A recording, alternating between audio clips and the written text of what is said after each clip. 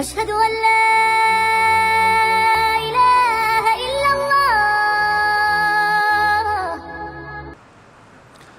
الحمد للہ نحمدہ ونصلی علی رسولہ الکریم. آج انشاءاللہ 12واں اور 13واں پارہ میں دونوں پارے اس کا کچھ منتخب آیات اور خلاصہ اور تفسیر پیش کروں گا.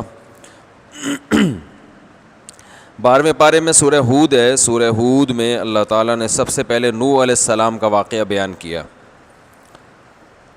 نوح علیہ السلام نے اپنی قوم سے کہا اللہ تعبدوا الا اللہ، اللہ کے سوا کسی کی عبادت مت کرو، مجھے تمہارے بارے میں ڈر ہے کہ دردناک عذاب نہ آ جائے.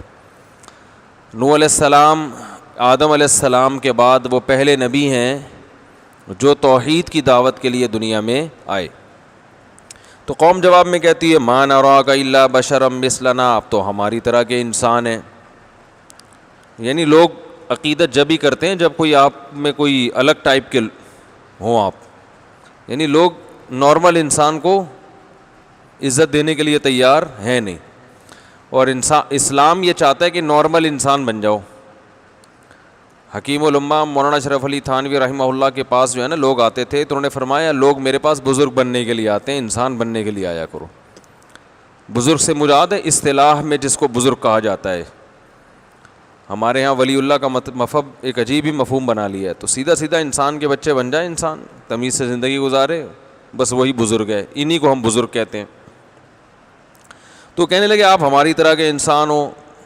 دوسرا ان کو پرابلم یہ تھی کہ آپ کے جو فالوورز ہیں وہ زیادہ تر قوم کے پست لوگ ہیں، غریب غربا. تو یہ غریب غربا ہمیں پسند نہیں.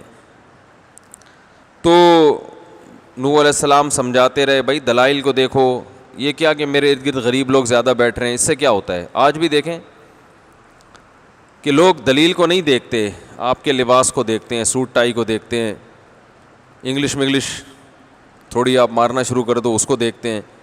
تو ان چیزوں سے متاثر ہوتے ہیں.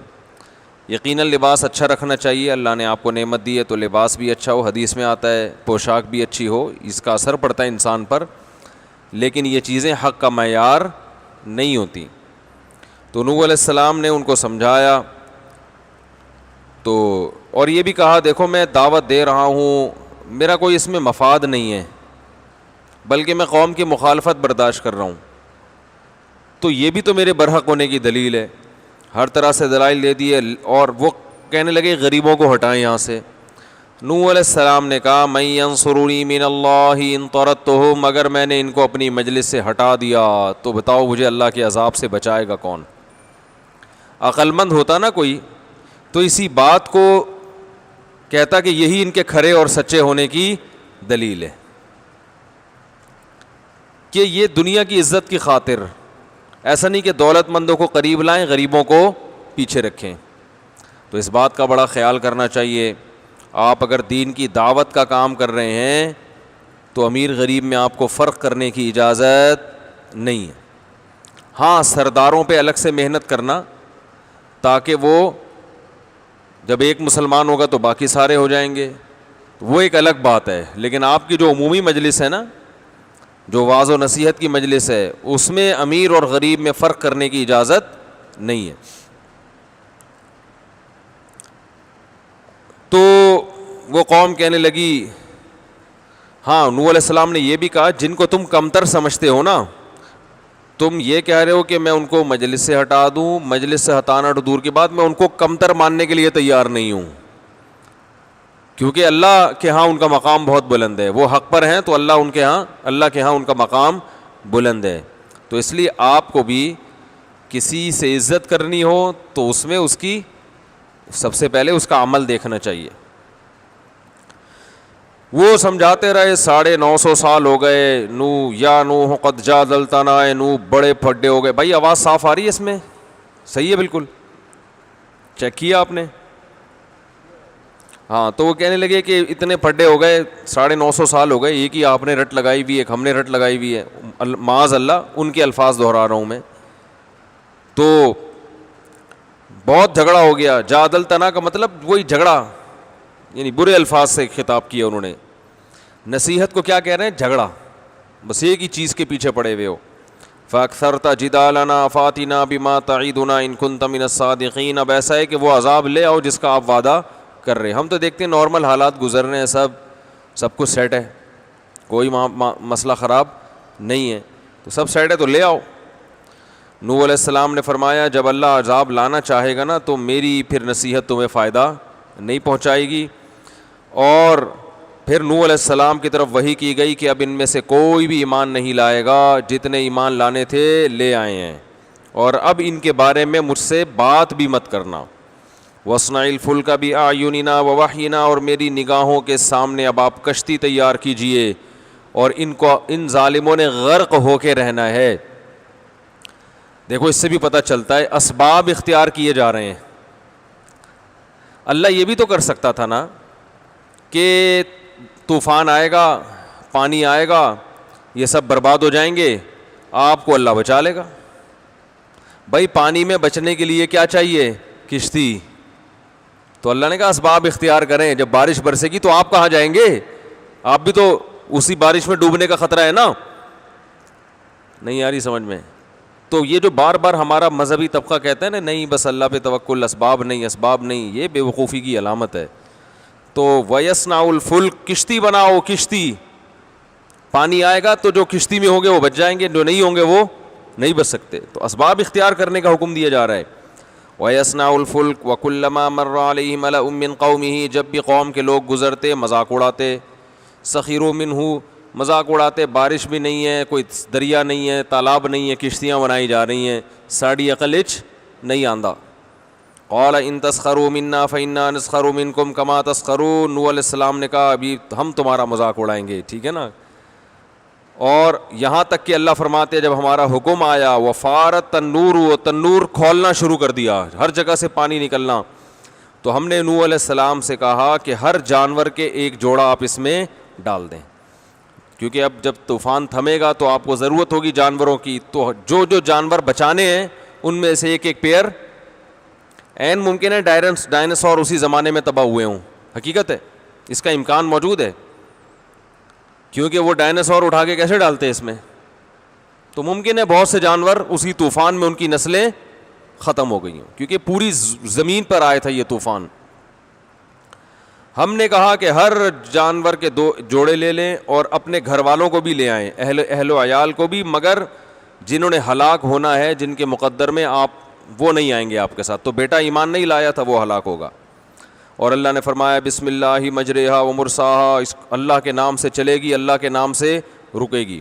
وہی تجری بہم فی موج کالجبال, فرمایا پانی اوپر تک بھر گیا اور آسمان سے بھی پانی برسا اور زمین سے بھی پانی ابلا ہے, تو وہ پہاڑ کی طرح جو ہے نا ان کو لے کے جھول رہی ہے کشتی, ایسے سمندر بن گیا تھا, وہ پہاڑ کی طرح جھول رہی ہے. ایسے موقع پہ نوح نے اپنے بیٹے کو پکارا جو کنارے پہ کھڑا تھا, اے بیٹے میرے ساتھ سوار ہو جا اور تو کافروں کے ساتھ نہ ہو. بیٹے نے کہا میں پہاڑ پہ چڑھ جاؤں گا جو مجھے پانی سے بچا لے گا. یہ جو لبرل لوگ ہوتے ہیں جو مذہب پہ یقین نہیں رکھتے نا, یہ اتنا سائنس پہ یقین رکھتے ہیں کہ ان کے سامنے سب کچھ دکھا بھی دیا جائے نا تو یہ ماننے والے نہیں ہوتے. اس کی بھی کوئی لاجک تلاش کریں گے کہ ایکچولی وہ موسم اس دفعہ ایسا تھا, ایکچولی یوں تھا, تو بارش ضرورت سے زیادہ ہوگی, تو نارمل ہے, کبھی زیادہ بھی ہوتی ہے کبھی کم بھی ہوتی ہے, تو پہاڑ پہ چڑھ جائیں گے, بچ جائیں گے. تو نوح علیہ السلام کہہ رہے ہیں بھائی یہ نارمل عام بارشوں کی طرح کی بارش نہیں ہے, اللہ کا عذاب ہے, اب تو آ جا, جو ہم پیش گوئیاں کر رہے تھے سب پوری ہو رہی ہیں. تو اس نے کہا میں پہاڑ پہ چڑھ جاؤں گا, بچا لے گا. نوح علیہ السلام نے کہا لا عاصم اليوم من امر اللہ الا من رحم, آج وہی بچے گا جس پر اللہ رحم کرے گا, آج وہ بچے گا جو اسباب اختیار کرے گا, وہ نہیں, اللہ رحم کرے گا. یہ تو ہم کشتی میں آنا, یہ تو اللہ کے حکم سے ایک سبب اختیار کیا ہے نا. یہ باتیں ہو رہی ہیں کہ حال بینہم الموج, ایک موج آئی ہے نوح علیہ السلام اور ان کے بیٹے کے درمیان حائل ہوئی ہے. فکان من المغرقین, وہ بھی غرق ہونے والوں میں شامل ہو گیا. پھر اللہ فرماتے ہیں یا ارض ابلعی ماءکی, ہم نے کہا اے آسمان اپنے پانی کو, اے زمین اپنے پانی کو نگل لے. اتنا پانی تھا نا کہ یونی کا جذب کر لے, نگل, گھونٹ بھر بھر کے پی. یہ بلاغت ہے قرآن کی, یہ بتانے کے لیے کہ پانی تھوڑا نہیں تھا. بھائی تھوڑا پانی ہوتا تو زمین نارمل جیسے جذب ہوتا ہے, ایک دن ختم ہو جاتا ہے. اللہ نے فرمایا زمین کو نگلنا شروع کر, بڑے بڑے گھونٹ پی کے اس پانی کو اندر لے کے جا. وَيَا سَمَاءُ أَقْلِعِي, اور اے آسمان اس پانی کو اکھاڑ دے. یعنی یہ بھی بلاغت ہے کہ اتنا پانی آسمان سے برس رہا تھا, گویا پانی کو اس کو کیا کرا ہے, اکھاڑنا پڑا ہے اپنے آپ سے. وَقُضِيَ الْأَمْرُ وَاسْتَوَتْ عَلَى الْجُودِيِّ, جودی پہاڑ پر نوح علیہ السلام کی کشتی ٹھہری ہے. اور وَقِيلَ بُعْدًا لِلْقَوْمِ الظَّالِمِينَ, اور کہا گیا لعنت ہو, اللہ کی رحمت سے دور ہو جائیں یہ ظالم جن کو 1000 سال سمجھایا گیا اور ان کی سمجھ میں نہیں آیا. ہمارے حضرت جو ہے نا, جب قرآن کی آیتیں پڑھتے تھے پیغمبروں کے واقعات, تو فرماتے تھے کہ پیغمبروں کے واقعات سے پتہ چلتا ہے کہ ڈنڈے کے بغیر بات سمجھ میں آنا بہت مشکل ہے. ایسا ہی زیادہ تر پبلک جو ہے نا وہ کس سے سمجھتی ہے, ڈنڈے, دلائل سے تھوڑی سمجھتے ہیں. وَنَادَى نُوحٌ رَبَّهُ, نوح علیہ السلام نے اپنے رب کو پکارا, اے اللہ میرا بیٹا بھی ہلاک ہو گیا, تو نے تو وعدہ کیا تھا میرے اہل و عیال کو بچائے گا. نوح علیہ السلام کو اللہ نے فرمایا کہ وہ تیرے اہل میں نہیں ہے, اس کا عمل ٹھیک نہیں تھا. انی اعیذک ان تکون من الجاہلین, میں تجھے نصیحت کر رہا ہوں کہ تو نہ سمجھو میں سے نہ ہو جائے. نوح علیہ السلام نے اللہ سے پناہ مانگی, اللہ میں مغفرت طلب کرتا ہوں کہ میں نے اپنے بیٹے کی جو موت ہے اس پر تجھ سے یہ مطالبہ کیا. تو قیل یا نوح اہبط بسلام منا وبرکاتہ, روئے زمین میں کوئی زندہ نہیں بچا تھا, پہاڑ پر کشتی آگے ٹھہری ہے, سب 1000 سال کوئی کم عرصہ ہوتا ہے, سمجھا کے کمبختوں کو تھک گئے تھے. سورہ نوح میں کیا آتا ہے, انی دعوت قومی لیلا ونہارا, اے اللہ دن میں بھی پکارا رات میں بھی پکارا. اسلام کی دعوت لبرلزم کے خلاف ہے, یاد رکھو. یہ جو آپس میں ہمارے پھڈے چلتے ہیں نا, رفع الیدین, ٹانگیں چوڑی, پتلی, فاتحہ, یہ تو ہمارے آپس کے جیسے ساس بہو کے جھگڑے نہیں ہوتے گھر میں, وہ یہ ہیں. یہ اصل اسلام کے مسائل نہیں ہیں. اور ان موضوعات پر تو ہم بات بھی اس لیے کرتے ہیں کہ لوگوں نے ہمیں چھیڑا ہے, ورنہ ان کو چھیڑنے کی ضرورت ہے ہی نہیں. وہ بتا رہا تھا نا قالی خلیل صاحب نے, بلا وجہ امام حنیفہ تک پہنچتے ہو تو نبی تک کیوں نہیں پہنچ جاتے, ضرورت کیا ہے اس قسم کی باتوں سے. جو 99% لوگ جو چاروں اماموں کو فالو کر رہے ہیں, وہ 99% امت چھوڑ کے آپ کو فالو کرنا شروع کر دے گی. آپ کے قرآن و حدیث کو فالو کرے گی, ہمیں نہیں کرے گی. تو ابو حنیفہ شافعی یہ کیا تورات انجیل کو فالو کرتے تھے, ٹھیک ہے نا. خام خواہ فضول چیز میں اپنی قوم کی جو ہے نا صلاحیتوں کو کھپایا جا رہا ہے. تو اصل مسائل یہ ہیں جن کو قرآن بیان کر رہا ہے. نوح علیہ السلام جو قوم کو دعوت دے رہے تھے نا دن رات, وہ اس پہ نہیں کہ ٹانگیں چوڑی کر کے نماز پڑھا کرو, رفع الیدین کیا کرو, ٹھیک ہے نا. یہ والا مسئلہ غلط, وہ والا مسلک تھی. صبح و شام بزرگوں کو گالیاں دینا آج بہت سے لوگوں کا کام بن چکا ہے. صبح و شام نفرتیں پھیلانا.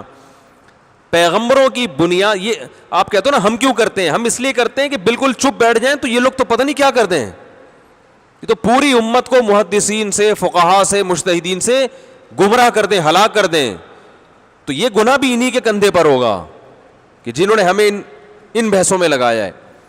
تو پیغمبروں کی دعوت کیا ہے کہ جو لوگ اللہ کو نہیں مانتے, اسباب پر اعتماد کر کے بیٹھے ہوئے ہیں, ان کو اللہ کا تعارف کروانا کہ بھائی تم نہ خود پیدا ہوئے اور یہ پیڑے کھانے کے لیے یہاں پر نہیں آئے ہو. اب دیکھو نا, جو مذہب کو نہیں مانتے فلمیں وہ دیکھ رہے ہیں, ڈرامے وہ دیکھ رہے ہیں, موویز وہ دیکھ رہے ہیں, اور ناچ گانے ان کے, گرل فرینڈ بوائے فرینڈ کا سیٹ اپ ان کے ہاں. ان سے بولو حرام ہے تو لفظ حرام کا مذاق اڑاتے ہیں. کس کا مذاق اڑاتے ہیں؟ لفظ حرام. ابے مولویوں نے حلال و حرام کے چکر میں ڈالا ہوا ہے لوگوں کو. اگر یہ پنکھا بند کرتے ہیں اچھا نہیں ہے؟ ہاں یار اتنی شور شرابہ, 1-2 تو بند کریں, وہ جنات کو کیا ہوا لگ رہی ہے وہاں پہ. سوشل ڈسٹینس, فاصلے سے بیٹھیں. تو لبرلزم کے خلاف, یہ جو لبرل سے مراد نام نہاد لبرل جو ہیں, اللہ کو پہچاننے کے لیے تیار ہے ہی نہیں. کیوں پڑھے نماز, پڑھ لی, پھر آپ ان کے کلچر کی پہ بات کریں یہ غلط ہے, حرام ہے, خدا کو پسند نہیں بھائی. تو ہر چیز میں ان کو تکلیف ہے. یہ چاہتے ہیں ہمیں آزادی ملے. وہ تھا نا, وہ میرا جسم میری مرضی کی جو نعرے لگائے تھے جس عورت نے, وہ تو کرونا وائرس آتے ہی مارکیٹ سے کیا ہو گئی, شارٹ ہو گئی. تو میرا جسم میری مرضی, یہ سب آزادیوں کے نعرے لگائے جا رہے ہیں. تو نوح علیہ السلام 1000 سال سمجھا رہے ہیں تمہارے باپ کی زمین نہیں ہے, 1000 سال اسی میں لگا دیے. اور بتا رہے ہیں کہ میں نہیں چاہتا اللہ کا عذاب آئے, ایمان لے آؤ, سب بچ جاؤ گے, کھاتے پیتے رہو گے, بہت اور خوشحالی ہوگی. یرسل السماء علیکم مدرارا, اور اب بارشیں برسیں گی آسمان سے. ویمددکم باموال وبنین, خوب کثرت سے اللہ اولادیں دے گا تمہیں, اور خوب کثرت سے مال دے گا. وہ مال حلال ہوگا, اس میں برکت ہوگی. مال تو قارون کو بھی ملا نا, کافر تھا, وہی مال تباہی کا ذریعہ بنا. آج جو مال دنیا کما رہی ہے یہ غریبوں کا خون چوسنے کا ذریعہ بن رہا ہے. یہ مال جتنا مالدار ہوگا اتنا ہی زیادہ ٹینشن میں زندگی گزر رہی ہوگی. تو ایک مال اللہ کی نعمت ہوتا ہے, ایک مال آزمائش ہوتی ہے. تو نوح علیہ السلام نے 1000 سال سمجھایا, انسان کے بچے بن جاؤ, مان جاؤ, تم خود سے نہیں بنے ہو. ما لکم لا ترجون للہ وقارا وقد خلقکم اطوارا, اس اللہ نے تمہیں ماں کے پیٹ میں مختلف مراحل میں بنایا ہے, خود سے تھوڑی بنے ہو. ایک منی کے قطرے میں آنکھ, ناک, کان, دل, دماغ, جگر, گردے, پھیپھڑے, کلیجی, مغز ہیں بھائی, گردے, یہ ساری چیزیں ڈیزائن کر کے اس روبوٹ کو ماں کے پیٹ سے باہر نکالتا ہے, پھر ماں کی چھاتیوں میں دودھ پیدا کرتا ہے. یہ خود بخود تھوڑی اور کوئی کر رہا ہے, تو اس کو بھی تو تلاش کرو وہ کون ہے. تو ان کے پاس ٹائم ہے تلاش کرنے کا؟ بولو بھائی. نہیں بھائی, ہر کام کا ٹائم ہے. آج جو مذہب مخالف پارٹیاں ہیں نا, ہر چیز کا, قوم کی خدمت کا بھی ٹائم ہے, یہ بھی ہے. اللہ کو پہچاننے کا ٹائم نہیں ہے, اللہ ان کی ڈکشنری میں نہیں ہے. اب ان کو زیادہ سبحان اللہ الحمدللہ بھی پسند نہیں آتا. یہ جو لوگ بار بات کہتے ہیں سبحان اللہ, کہتے ہیں کیا کلیپنگ کرو, کلیپنگ. جب کوئی بات خوش ہو تو کہتے ہیں, ہم کہتے ہیں نا ماشاء اللہ سبحان اللہ, ماشاء اللہ کے قاری صاحب ہو کیا, کلیپنگ, بس وہ چل رہا ہے. تو حقیقت بتا رہا ہوں, یہ ٹرم سبحان اللہ کی, الحمدللہ کی, ماشاء اللہ کی آہستہ آہستہ ختم ہو رہی ہیں. تو اللہ کو نکالا جا رہا ہے. تو بھائی اس میں نقصان اللہ کا نہیں ہے, نقصان کس کا ہے؟ اپنا ہے, آپ کا. نوح علیہ السلام یہی سمجھا رہے تھے, تمہارا نقصان ہے, زمین خدا کی ہے, بارشیں وہ برسا رہا ہے, زمین سے پیداوار وہ اگا رہا ہے, یہ ساری نعمتیں اس نے دی ہیں تمہیں. خلق الزوجین الذکر والانثى, یہ جو آج گرل فرینڈیں بنا کے گھومتے ہو, یہ فرینڈ کی جمع فرینڈیں ہم نے خود بنائی ہوئی ہے, ویسے تو فرینڈز ہیں نا. تو جو یہ جو لڑکیاں پیدا کی ہیں, لڑکیوں کے لیے مرد پیدا کیے, یہ بھی تو اللہ نے بنایا ہے نا. تو اللہ نے جب بنایا ہے تو اسی سے پوچھا جائے گا نا کہ یہ ہمارے لیے بنایا, تو اے اللہ ملاپ کا طریقہ کیا ہے؟ اللہ سے پوچھ کے اس کی طرف جاؤ گے تو اللہ بتائے گا کہ بھئی یہ طریقہ ہے نکاح کا, اس کے علاوہ کوئی طریقہ نہیں ہے. اللہ کی پیدا کردہ مخلوق, جو مرد کے لیے عورت, عورت کے لیے مرد, دونوں ایک دوسرے سے فائدہ اٹھا رہے ہیں, مگر خدا کی حدود کا خیال کرنے کے لیے تیار نہیں ہے کہ کیا لیگل ہے کیا اللیگل ہے. بلیک منی وائٹ منی کی اصطلاح بہت سنی ہوگی نا. بلیک منی وائٹ منی, جو اس میں ٹیکس ادا ہو گیا وائٹ ہو گیا, ٹیکس ادا نہیں ہوا بلیک. اللہ کے ہاں تو بلیک وائٹ اس کو نہیں کہتے, اللہ کے ہاں تو اس کو نہیں کہتے. یہ تو حکومتوں کے قوانین ہیں, کچھ صحیح بھی ہوتے ہیں, کچھ غلط بھی ہوتے ہیں, ہر طرح کے ہوتے ہیں. اللہ کے ہاں بلیک وہ ہے جو آپ بینک میں جاب, سودی بینک میں جاب کر کے جو تنخواہ لیتے ہو, اللہ کے ہاں وہ ٹوٹل کیا ہے؟ بلیک منی ہے. سمجھ میں آ رہی ہے بات؟ اس پہ آپ نے زکوٰۃ نہیں نکالی, جو گولڈ پڑا ہوا ہے گھر میں وہ کیا ہے؟ وہ بلیک گولڈ ہے, وہ گولڈ نہیں ہے, وہ بلیک گولڈ ہے.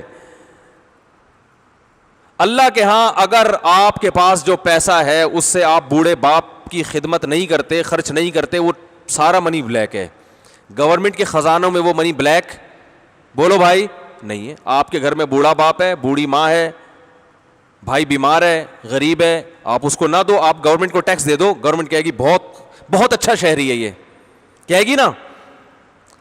بولو بھائی, کیونکہ گورنمنٹ اپنا فائدہ دیکھتی ہے, وہ یہ تھوڑی دیکھتی ہے ابا کو کیا کھلا رہا ہے, اماں کو کیا کھلا رہا ہے, غریبوں کا کیا کھلا رہا ہے. اس کو اس سے غرض تھوڑی کہ ٹیکس دے رہا ہے کہ نہیں دے رہا. تو اللہ کے ہاں کیا ہے کہ بھائی آپ کا سارا منی بلیک ہے اگر آپ اپنے بوڑھے باپ پہ خرچ, بولو بھائی, کیونکہ اللہ کا حق جو ہے نا وہ یہ والا ٹیکس ہے, باپ کو دو, ماں کو دو, بیوی بچوں پہ خرچ کرو. تو سارا مسئلہ یہیں سے ہے. تو پیغمبروں کی دعوت, انی دعوت قومی لیلا و نہارا, دن میں بھی رات میں بھی ایک ہی دعوت کی, بھائی اللہ کو پہچانو جس نے تمہیں پیدا کیا, اس کا وہ چاہتا ہے, وہ اس کی نظر میں یہ حلال ہے, یہ حرام ہے. اور یہ ہم جو آپ حکومت حکومتیں چلا رہے ہیں, حکومتیں کر رہے ہیں, تو ہم یہ سمجھ بیٹھے ہیں کہ یہ ہماری ہیں. ہمارا تو کچھ بھی نہیں ہے, 2 منٹ لگتے ہیں حکومت چھینتے ہوئے. فرعون سے بڑے زیادہ طاقتور حکمران تھوڑی بن سکتے ہم. تو اللہ فرماتے ہیں کہ وَأَوْرَثْنَا الْقَوْمَ الَّذِينَ يُسْتَضْعَفُونَ مَشَارِقَ الْأَرْضِ وَمَغَارِبَهَا الَّتِي بَارَكْنَا فِيهَا. فرعون جیسے پاورفل کو ہم نے سمندر میں غرق کیا اور اس قوم کے حوالے زمین کر دی جو سب سے کمزور ترین قوم تھی دنیا کی. اللہ نے کہا ہٹا بھائی اس سے لے زمین, ٹھیک ہے نا.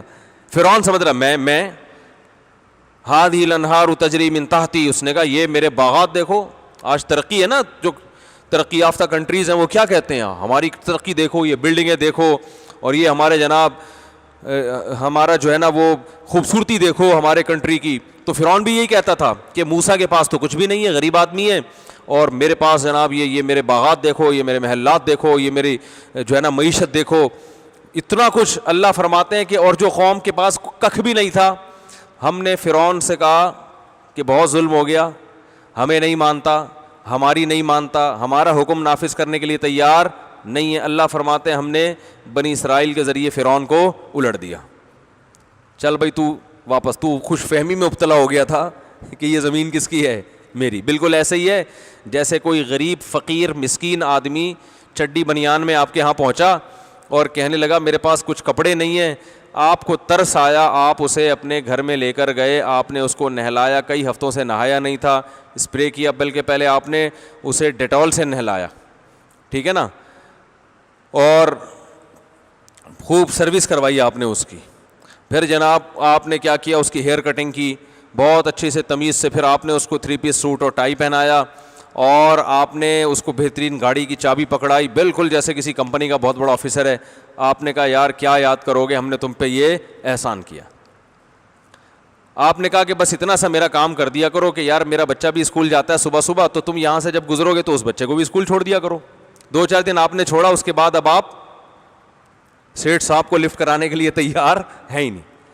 اور جا کے جب کوئی کہہ رہا ہے یار جس سیٹھ نے تم پر اتنا احسان کیا, یہ گاڑی دی, یہ 3 پیس سوٹ ٹائی, ہمیں تو تمہارا ماضی پتہ ہے, تمہاری کوئی اوقات نہیں تھی, تو یار کبھی کبھار اس کی خدمت کر لیا کرو, جا کے پوچھ لیا کرو.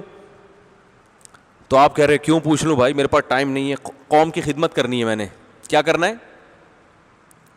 اچھا اس نے کاروبار بھی چلا کے دے دیا, آپ کو دکان پہ بٹھا دیا, اب آپ غریبوں کو کھانا کھلا رہے ہو, ٹرسٹ بنا رہے ہو, جیسے کرتے ہیں لبرل لوگ انسانیت کی خدمت. جس نے دیا ہے اس کو پوچھنے کے لیے تیار نہیں, وہ گزرتا ہے تو سلام بھی نہیں کرتے, بلکہ جو سیٹھ صاحب کی زیادہ تعریفیں کرتے ہیں نا, بڑے اچھے ہیں بڑے اچھے, کہتے ہیں کلیپنگ کیا کرو, کلیپنگ. جب کوئی بات پہ خوش ہو تو یہ نہ کہا کرو سیٹھ صاحب بہت اچھے, سبحان اللہ الحمدللہ کا تو یہی مطلب ہے نا کہ اللہ بہت اچھا. تو اللہ کو نہیں لاؤ, سیٹھ صاحب جن نے احسان کیا اس کو, اس کا تذکرہ نہیں کیا کرو. کلیپنگ سمجھے, کلیپنگ کو کہاں سے جوڑ رہا ہوں میں. تو اب کیا مسئلہ ہو گیا کہ ایک دن سیٹھ صاحب کا میٹر کیا ہو گیا, گھوم گیا, کہ یہ اس کو اس کی اوقات یاد دلانا انتہائی ضروری. تو سیٹھ آئے گا, ایک تھپڑ لگائے گا, سب سے پہلے ویسٹ کوٹ اتارے گا آپ کا, ٹھیک ہے نا, 2-4 اپنے بندے لے کر آئے گا, بولے گا یہ جو ہے نا اوقات کیا ہو گیا, بھول گیا, یہ اس کو میں نے یہ سب چیزیں دی تھیں تو یہ اب ہمیں کو بھول گیا ہے. تو وہ آئے گا, 2-4 چماٹ لگائے گا کھینچ کے, اور وہ بنیان بھی, پہلے تو چڈی بنیان تو تھا نا, وہ بھی اتروا لے گا, ٹھیک ہے نا, وہ بھی اتروا لے گا, اور چترول لگا کے آپ کو بھیجے گا بھائی کہ تو جو ہے نا اپنی اوقات بھول گیا تھا. کرے گا وہ, یقیناً کرے گا, غیرت ہوگی تو کرے گا. بھائی ہم نے تجھے ایک چیز دی ہے, تو یار پتہ نہیں کیا سمجھ رہا ہے. تو اللہ نے بھی فرعون کے ساتھ ایسا ہی کیا, فرعون کو بتایا کہ یہ حکومت اللہ نے دی ہے, یہ زمین اللہ کی ہے, ان الارض للہ یورثها من یشاء من عبادہ, یہ زمین اللہ نے پیدا کی ہے, ہم تو بعد میں آئے ہیں زمین میں. تو فرعون کے سمجھ میں نہیں آیا, اللہ نے وہی کیا کہ ایک تھپڑ لگایا, اس سے اس پر ساری حکومت چھینی, اور کس کے حوالے کر دی, بنی اسرائیل کے. جیسے آپ وہ چھین کے نا وہ سوٹ اور ٹائی اپنے کسی رشتہ دار کو دے دو گے, بولے گے بھائی اس کو راس نہیں آ رہی, یہ تم پکڑو. تو بالکل یہی ہے کہ یہ جو لوگ جو مذہب مخالف لوگ ہیں, یہ اللہ کو انہوں نے لغت سے, ڈکشنری سے نکال دیا ہے. تو نوح علیہ السلام نے ان کو سمجھایا, قوم کیا کہنے لگی ہے, تو یا نوح اہبط بسلام منا وبرکات, اے نوح سلامتی کے اور برکتوں کے ساتھ یہاں پر اتر جا. سب کو برباد کر دیا جو اللہ کو نہیں مانتے تھے, بڑے عیاشی, تکبر, سب ختم کر دی اللہ نے. اور فرمایا کہ سلامتی کے اور برکتوں کے ساتھ اتر جائیں یہاں پر. دنیا میں اب کوئی ایسا نہیں ہے جو اللہ کو ماننے والا نہ ہو. 40 یا 80 لوگ تھے اور برکتوں کے ساتھ اتر جائیں. کیا مطلب؟ اب زمین اپنی برکتیں کھولے گی. وَأُمَمٌ سَنُمَتِّعُهُمْ، اور ہم آپ کو پہلے بتا دیں اب ان کی نسل میں ایسے لوگ پیدا ہوں گے جن کو ہم دنیا کا فائدہ پہنچائیں گے، پھر وہ بھی نافرمان ہو جائیں گے. ثُمَّ يَمَسُّهُم مِّنَّا عَذَابٌ أَلِيمٌ، اور پھر ان کو ہماری طرف سے اسی طرح دوبارہ عذاب پہنچے گا. تو یہ قیامت تک سلسلہ چلتا رہے گا، پہنچتے رہیں گے عذاب. اس کے بعد اللہ نے اور پیغمبروں کا تذکرہ کیا. وقت چونکہ کافی ہو چکا ہے، یہ پیغمبروں کا تذکرہ آتا رہے گا، پھر ہم دوسرے پارے میں کریں گے. کتنا ٹائم رہ گیا بھائی؟ 30 منٹ ہونے میں 3 ٹائم رہ گئے، ابھی تو ٹائم ہے. اسی میں اللہ نے سورہ حضرت ہود علیہ السلام کا تذکرہ کیا. پھر ہود علیہ السلام کا تذکرہ کہ اپنی قوم کو سمجھا رہے ہیں، قوم بعض میں بات نہیں مان رہی ہے، اور بالآخر وہ قوم بھی تباہ ہو گئی. قوم عاد، ہود علیہ السلام کی قوم تھی قوم عاد. بہت طاقتور تھے یہ لوگ.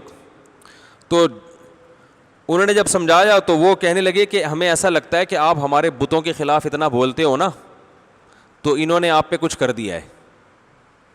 یہ عامل بھی ڈراتے ہیں نا کہ مفتی طارق مسعود صاحب جو ہمارے خلاف اتنی تقریریں کرتا ہے نا، تو ہم جنات بھیج دیں گے، یہ کر دیں گے. کچھ بھی نہیں کر سکتے بیچارے، یہ سمجھ رہے. تو وہ بھی وہمی آدمی ہر چیز سے ڈرتا ہے.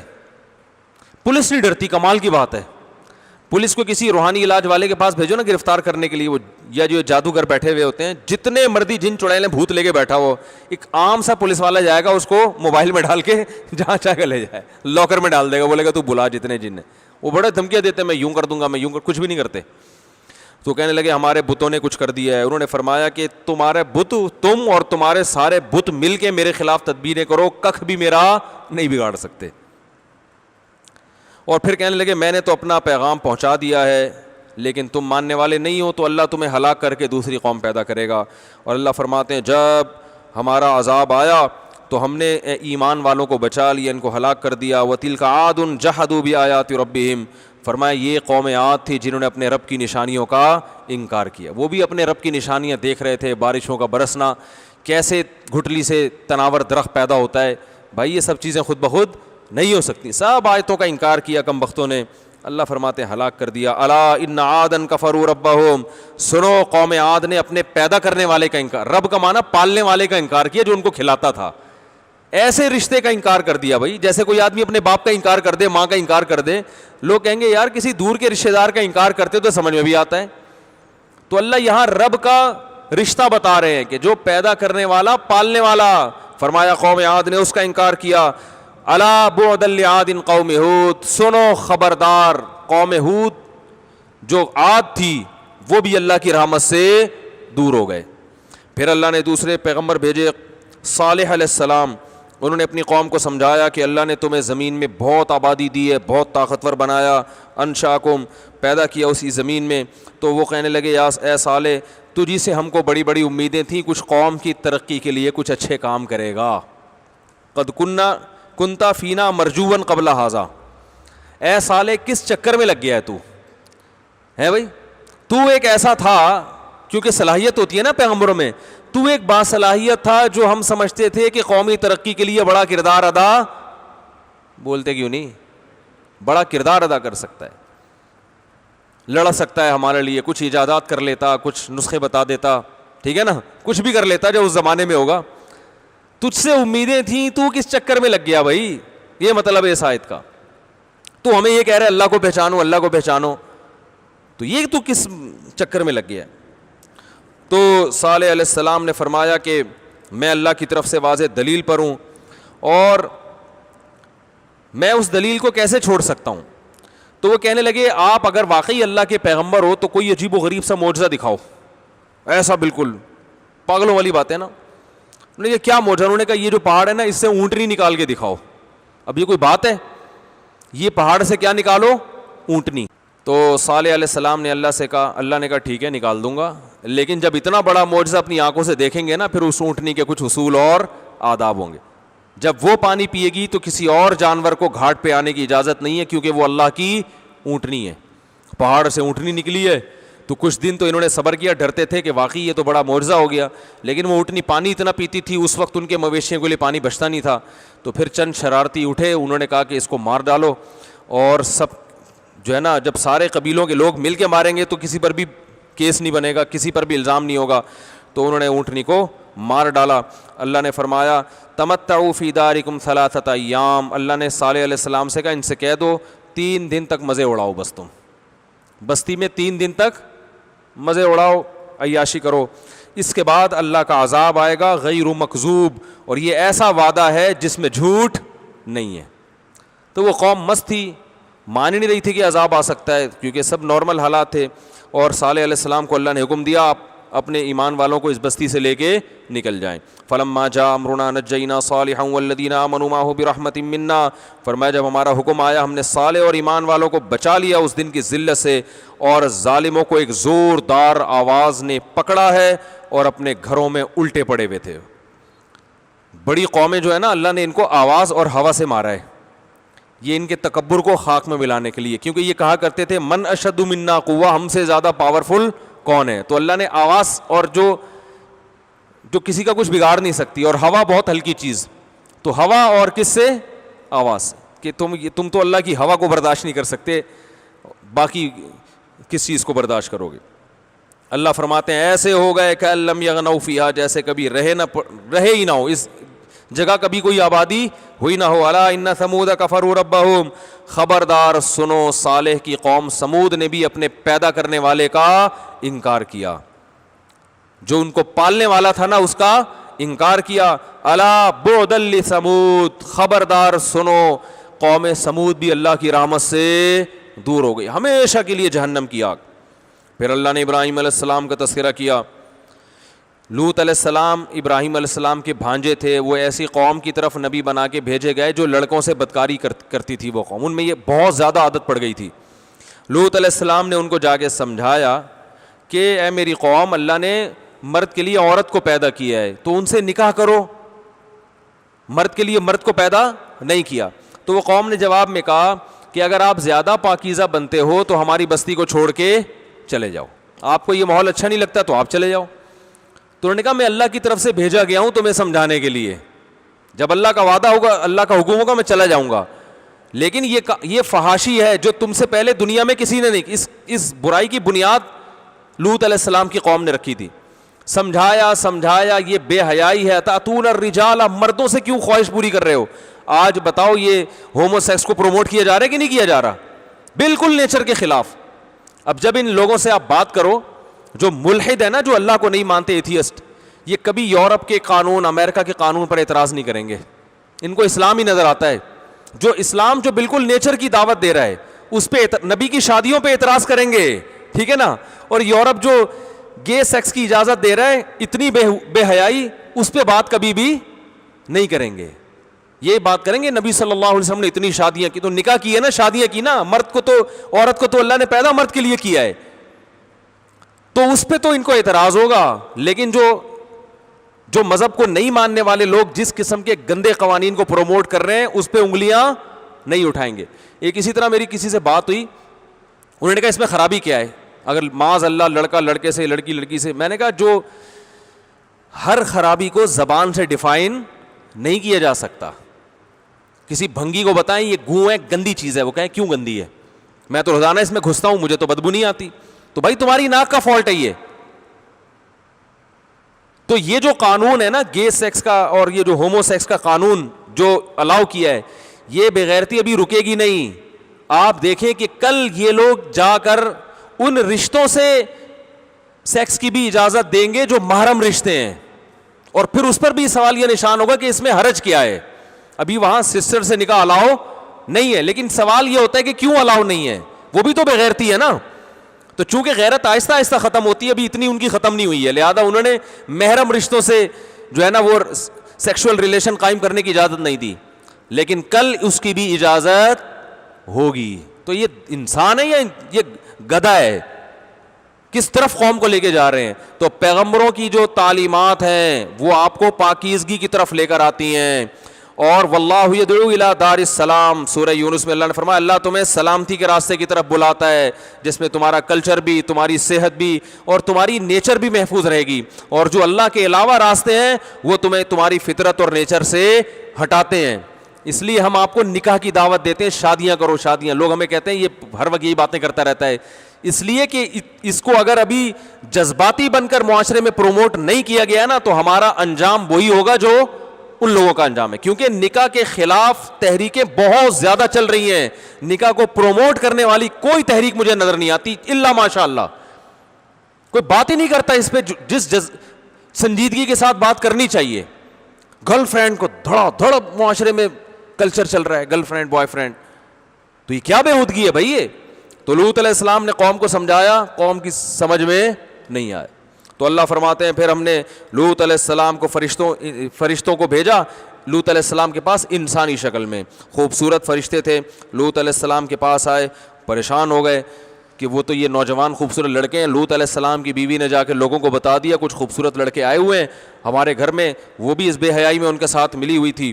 تو جاءت رسولنا لوطا سیء بہم، لوط علیہ السلام کا سینہ تنگ ہونے لگا، بہت پریشان ہوئے۔ وقال ھذا یوم عصیب، کہ آج بڑا مشکل دن ہے، کیونکہ غیرت مند آدمی اپنے مہمان کی بے عزتی برداشت نہیں کرتا۔ مہمان ہے بھائی میرے گھر میں، باس دیکھو اللہ کی رحمت کے اپنے پیغمبر کو پہلے پریشان کر رہے ہیں، کیونکہ پریشان کرنے کے بعد جو خوشی سنائی جاتی ہے اس میں خوشی زیادہ ہوتی ہے، اس میں خوشی کیا ہوتی ہے؟ زیادہ ہوتی ہے۔ اللہ نے کہا ابھی پیغمبر کی آخری آزمائش ہے، ذرا اچھی طرح سے ان کو آزماؤ۔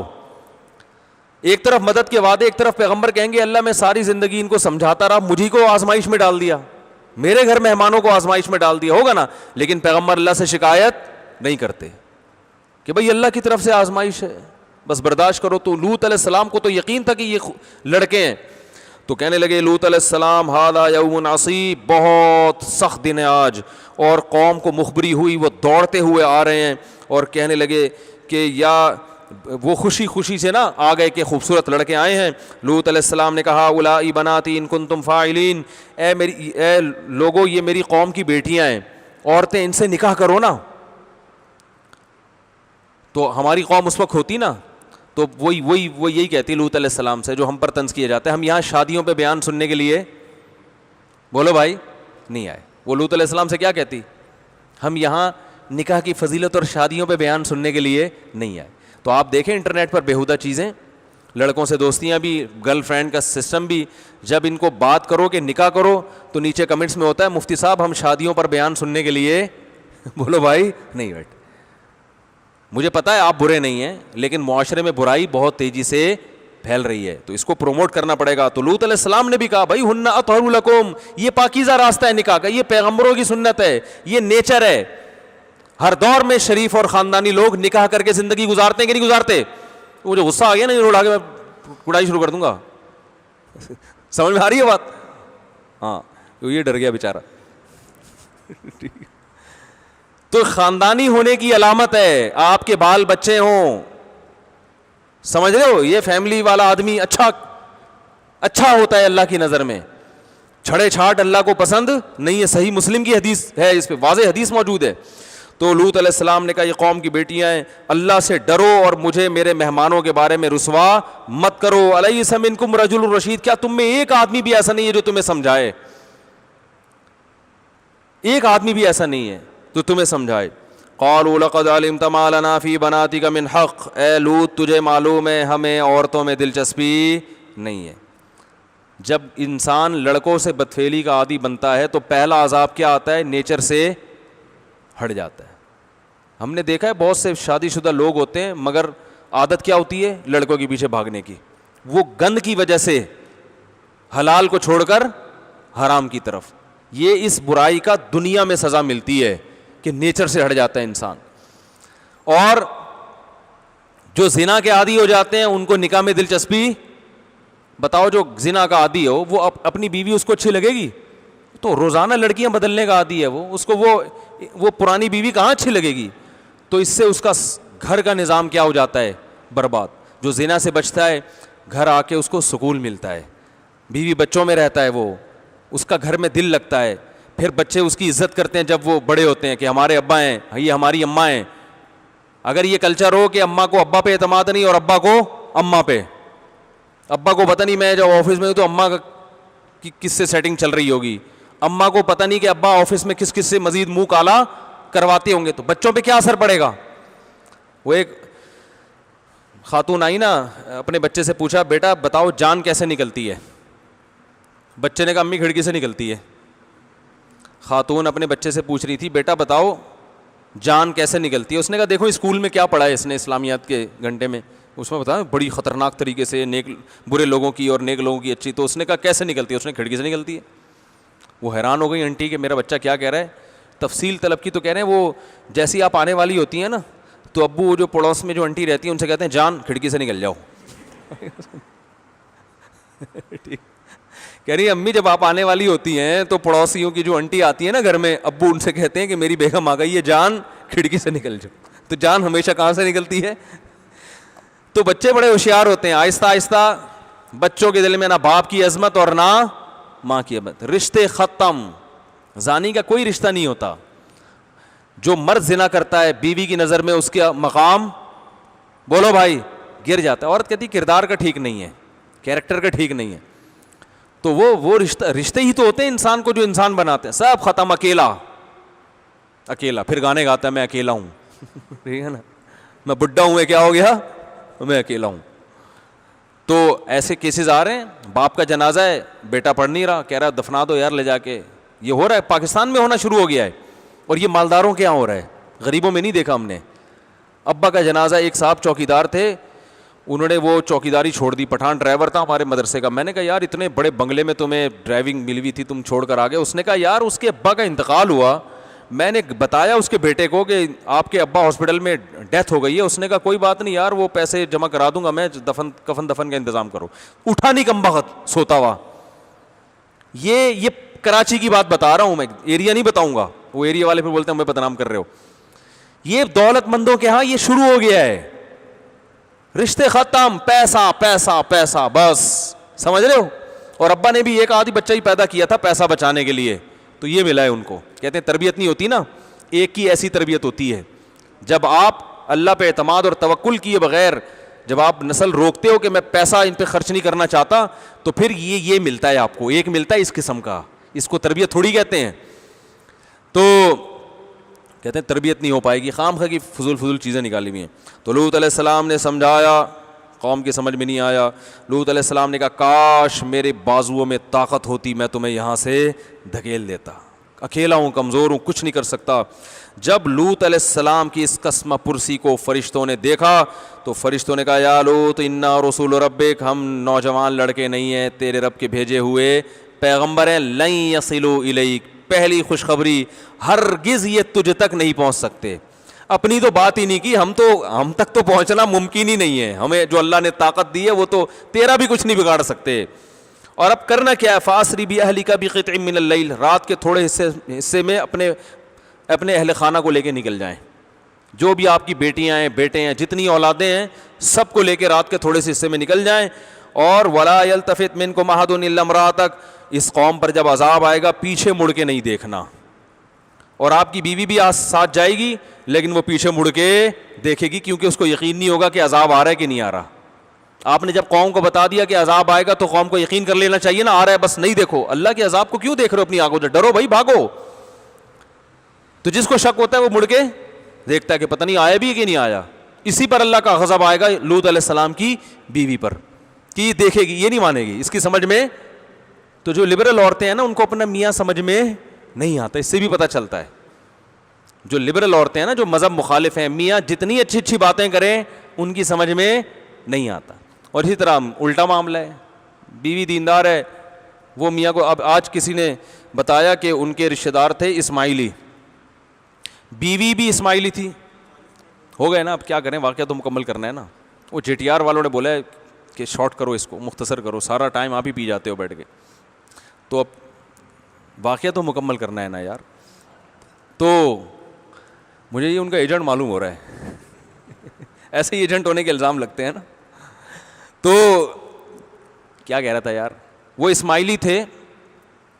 اسلام قبول کرنے کا ارادہ کیا, پورا اسلام سمجھ میں آ گیا کہ میں قبول کرتا ہوں, لیکن بتایا اپنے بھتیجوں کو کہ یار وہ نا میری بیوی سے میں وہ نہیں مان رہی, تو مسئلہ ہے گھر کے حالات خراب ہو جائیں گے, گھریلو ماحول خراب ہوگا. بیوی کے ڈر سے اسلام قبول نہیں کیا, انتقال ہو گیا, انتقال کے بعد بیوی مسلمان ہو گئی. کتنی حسرت کی بات ہے یار. میں نے کہا یار اس بیوی کو تو مسلمان ہونے کے باوجود دل چاہ رہا ہے کہ جنت میں جائے, کیا کریں؟ اب ہم تو نہیں جہنم میں بھیج سکتے نا, دل چاہ رہا ہے کہ یہ جنت میں جائے, اب کیا کہہ سکتے ہیں. تو ان کا میاں اس کو کیسا قیامت کے دن پکڑے گا, کمبخت تو خود جنت میں جا رہی ہے, مجھے تو نے مروا دیا.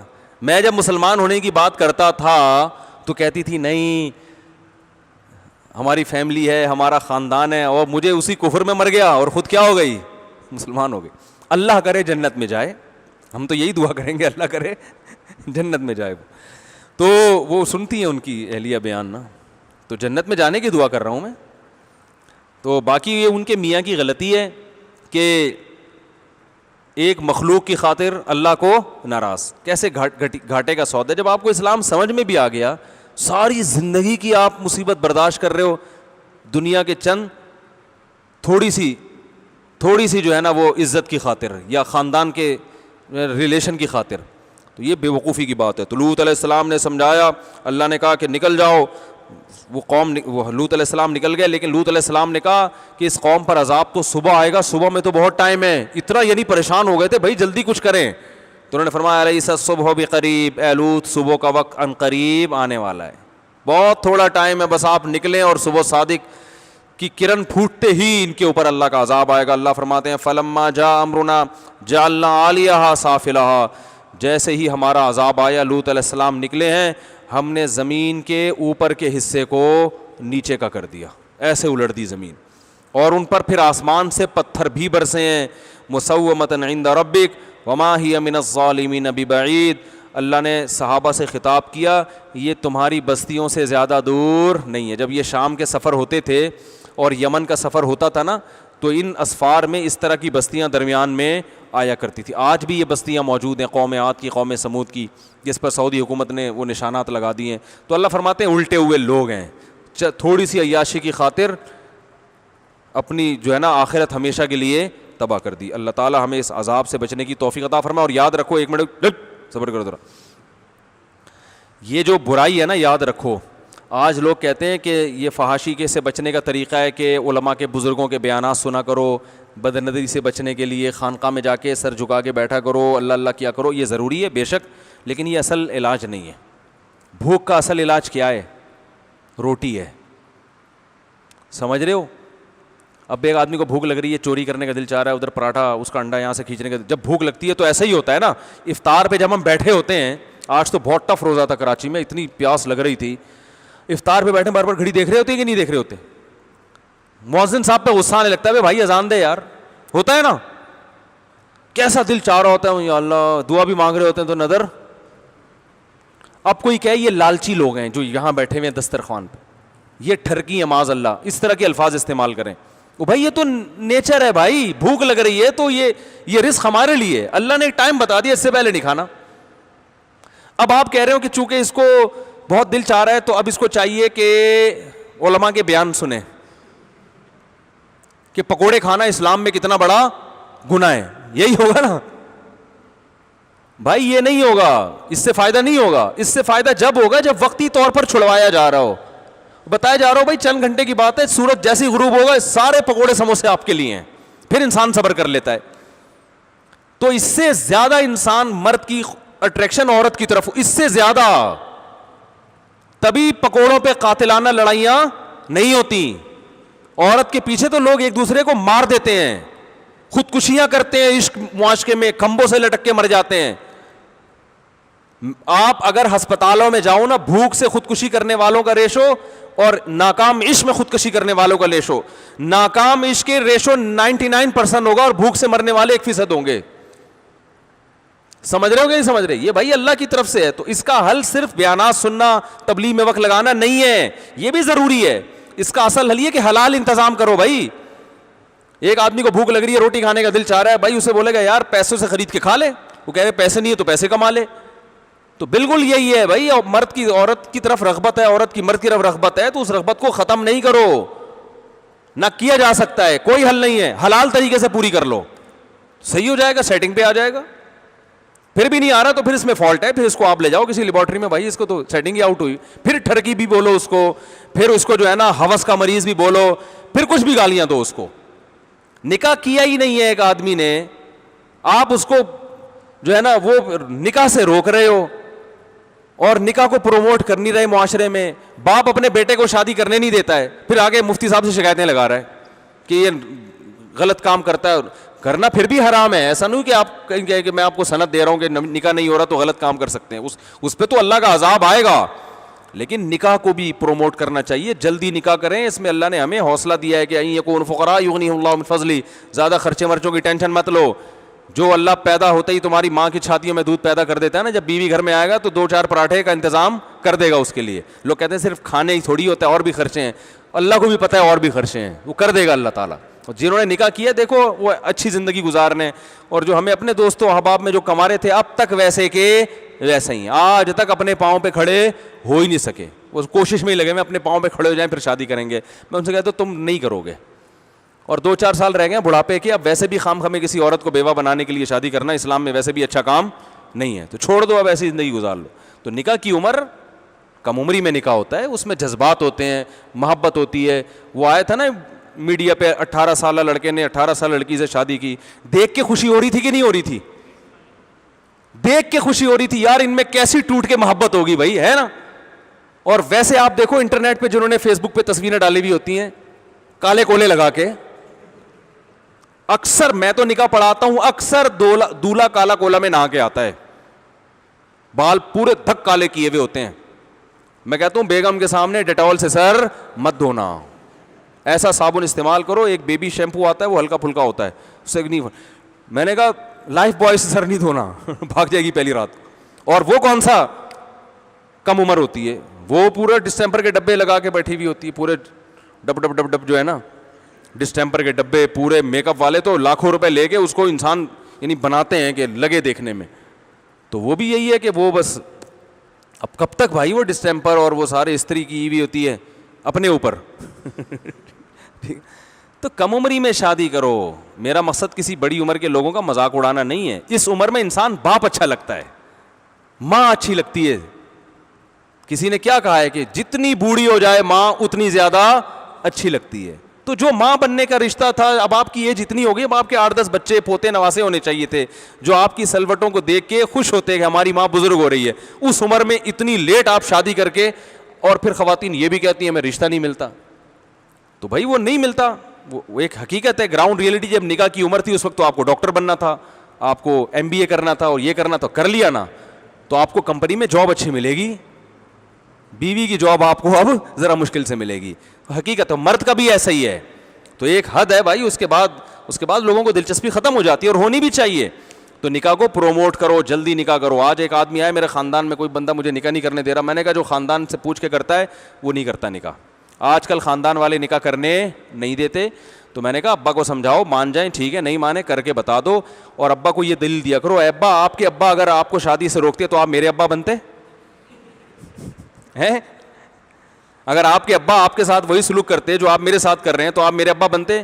تو لہذا آپ بھی مجھے کسی اور کا ابا بننے دیں, ٹھیک ہے نا, آپ بھی مجھے کسی اور کا ابا بننے دیں. یہ دلیل نہیں سمجھ میں آئی تو پھر کر لیں آپ شادی, اور آپ ان کو کچھ وقت کے بعد بتائیں آپ ابا تھے, میں چاہتا تھا آپ کو دادا کے عہدے تک پہنچا دوں. بھائی 17 گریڈ کا آفیسر ایک دن 18 گریڈ کا بندہ ہے کہ نہیں بنتا, پھر 19ویں گریڈ.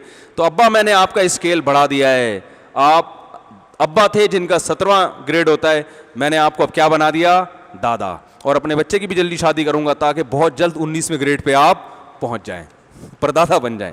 تو جوانی میں دادا بنو یار, محلے کا دادا ہوتا تھا پہلے, اب تو دادا اتنے بوڑھے ہو گئے ہیں, اتنے بڑھاپے میں دادا بنتے ہیں جو کہ وہ دادا کی وہ اپنی خوشیاں ہی نہیں دیکھنا نصیب ہوتی. اللہ ہم سب کو نکاح کو پروموٹ کرنے کی توفیق عطا فرمائے. وما علینا الا البلاغ.